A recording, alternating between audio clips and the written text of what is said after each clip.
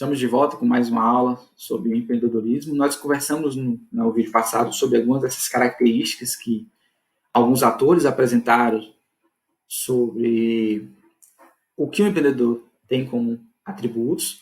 O Sebrae nos traz essa relação dividida em tópicos como realização, planejamento e ao poder. E na última parte do vídeo eu perguntei para vocês o que a gente poderia absorver, qualquer que seja a tentativa de definir esse empreendedor, essa empreendedora, ou seja, da atividade de empreendedorismo.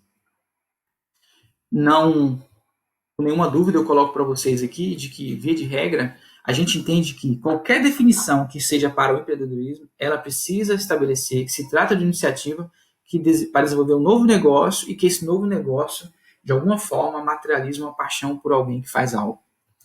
Não menos importante, também a gente tem a ideia de que esse empreendedor, essa empreendedora, ele utiliza recursos que estão disponíveis, e essa utilização tem que ser de forma criativa, e ele transforma o ambiente social e econômico onde ele vive. Ou, a depender da escala desse negócio, essa transformação pode cruzar as fronteiras desse local. Não é bobeira dizermos, por exemplo, que algumas dessas inovações e dessas atividades empreendedoras mudaram a vida de bilhões de pessoas no mundo. Por exemplo, o advento de serviços como Facebook, Instagram, ou, por exemplo, aquele aplicativo que agora está na moda, eu não uso esse troço, mas TikTok, né? Ou seja, são equipamentos, são inovações que geram mudança social, não só nos espaços onde eles foram criados, nos países dessas empresas, mas em todo o mundo. E, evidentemente, que quando nós estamos falando de serviços ou produtos digitais ou infoprodutos, a mesma lógica não se aplica, porque nós não estamos falando de fronteiras físicas, até porque a internet web ela não tem fronteiras físicas. Mas a ideia vale de que ela cruza fronteiras, ela vai além dos países de criação desses produtos.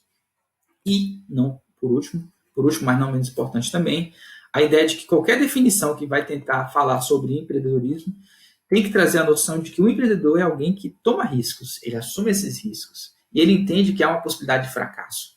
Ou seja, diante desses fatores, ele enxerga e ele entende que é necessário fazer a sua atividade empreendedora. E por isso, ele ou ela, ele assume esse risco e de alguma forma ele majora esse risco. Majorar é ponderar, atribuir valor. Ele valora esse risco como vale a pena ou não vale a pena iniciar a atividade empreendedora. Vou dar um exemplo aqui. Não sei como eu sei que a maioria de vocês não tem menos do que 30 e mais do que 60, talvez algum desses equipamentos aqui não seja tão desconhecido de vocês. De baixo para cima, nesse sentido, nós estamos tendo algumas mudanças de alguns equipamentos.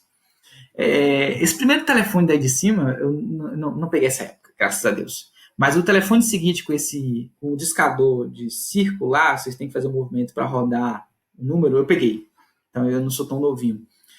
E você tem uma mudança sistemática em que você passa do telefone com fio ainda, mas depois você vai a aparelhos sem fio.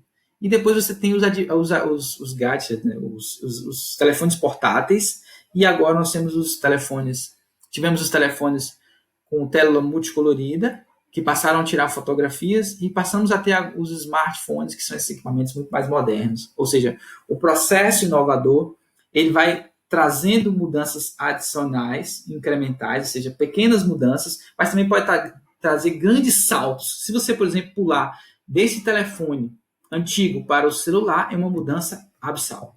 Mas se você for fazer a mudança transitoriamente pelo tempo aqui, você vai perceber que são mudanças graduais, pequenas, algumas delas um pouco maiores do que outras, mas são pequenas incorporações. Por exemplo, se você pega os novos telefones hoje em dia, as mudanças passaram a ser muito pequenas, ou seja, novos aplicativos, câmeras com melhor resolução, mas, ou seja, as grandes mudanças no momento estão, digamos assim, não interrompidas, não é isso que eu quero dizer, mas elas não são tão grandiosas como nós tivemos em outros tempos. Ou seja, os acréscimos são marginais, são muito pequenos. Se você olhar, por exemplo, do tempo que você usava filme negativo para tirar uma foto com uma Kodak antiga, e que você, para ter acesso àquela foto, você precisava revelar esse negativo em uma câmera escura, e passar a comparar essa imagem com uma imagem de alta resolução de um celular iPhone XS, com uma baita de uma tecnologia, uma capacidade de armazenamento que você não teria como, mesmo que se você tivesse uma casa cheia de filmes, ou seja, há muito mais espaço na memória interna desse equipamento da iPhone, por exemplo, de um telefone como Samsung Galaxy, esses modelos mais modernos, do que centenas de filmes acumulados para você tirar foto. Ou seja, tivemos um salto monstruoso. Professor, deixou de existir câmera fotográfica com filme digital? Não, obviamente que não. Porque, veja bem, olha como a sociedade é interessante. O que era velho e foi ultrapassado com o advento desses equipamentos mais novos, passou a ser agora fetiche daqueles que tinham interesse por equipamentos mais tradicionais.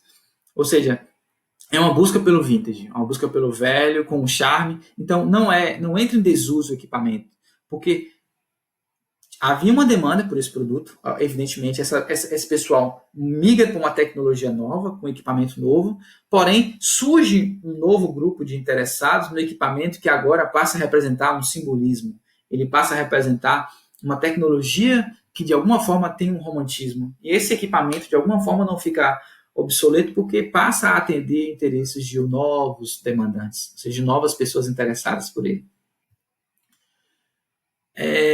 Caraca, vocês não viram isso, não.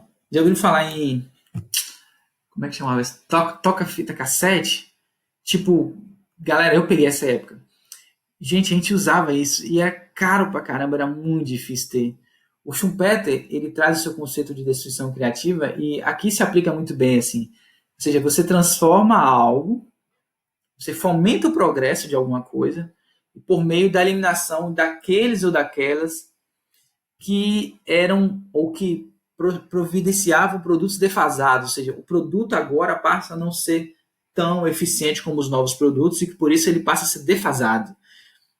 Ou seja, ele não atende mais a necessidade dos consumidores por características como velocidade, ou capacidade de memória, ou resolução, ou velocidade, ou seja, os atributos que você julga importante. E nesse cenário onde você seleciona os produtos e somente aqueles produtos e aqueles provedores desses produtos inovadores é que sobrevivem. Por exemplo, você já deve ter observado que o seu celular vai sendo atualizado a todo momento, ou em algum tempo, que eu não sei exatamente qual é o intervalo de tempo, e esse equipamento se torna obsoleto, se torna velho, ele começa a ficar lerdo, começa a ficar lento, e você não consegue mais baixar alguns aplicativos. Para quem usa telefones mais caros, como o iPhone, por exemplo, esse processo é ainda mais chato, porque o equipamento passa a ter um tempo de vida útil reduzido, e em geral as pessoas ficam, quem pode, acaba trocando esse equipamento porque já não se satisfaz com ele. Na foto que vocês estão vendo aí, é uma imagem de destruição criativa em que eu estou dando, por exemplo, o Walkman. Depois você tem que é esse primeiro da esquerda, com fita cassete. Depois, quem tinha o Discman era o Kia, era super cool, super moderninho, super legal.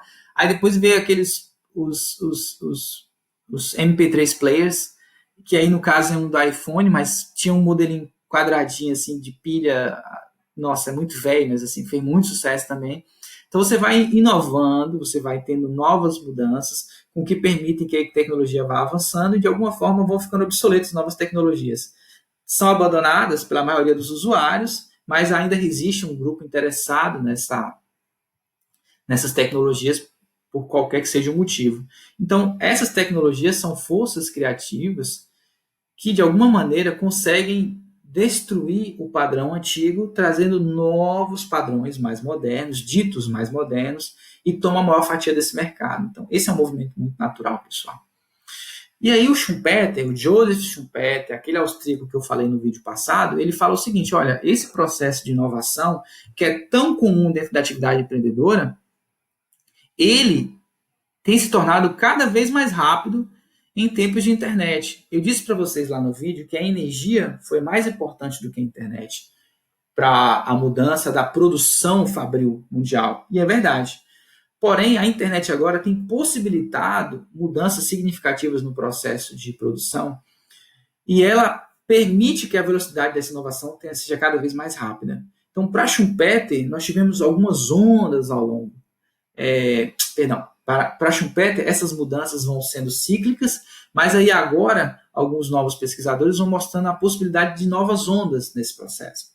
Então, a primeira onda foi lá nos idos de 1785 e ela durou por volta de 60 anos, em que nós tivemos a mudança da energia hidráulica, favorecendo as atividades têxteis e de aço. Passou para 1845, na segunda onda, nós passamos a ter o advento da energia a vapor, que favoreceu, de certa forma, a produção de aços, estradas de ferro, por exemplo. Durou menos tempo, 55 anos.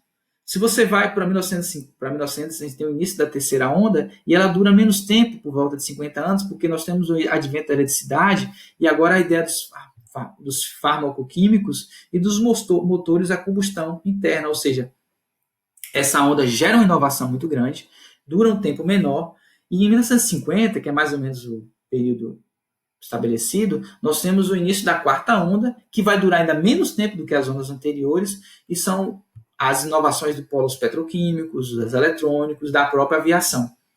A quinta onda começa por volta dos anos 1990, 1980, e nós temos as chamadas redes digitais, os softwares, as novas mídias. Todos vocês já ouviram falar em Google Drive, todos vocês já ouviram falar em Dropbox, todos vocês já ouviram falar em nuvens, todos vocês já ouviram falar em novas formas de desenvolver tecnologia, e a gente começa a pensar aqui, uma delas eu não citei, é, por exemplo, a inteligência artificial, que vem através de processos de machine learning, ou seja, das redes neurais, e são novas formas de você desenvolver tecnologias sem necessariamente ter atividade humana em todo o processo de construção dessa produção.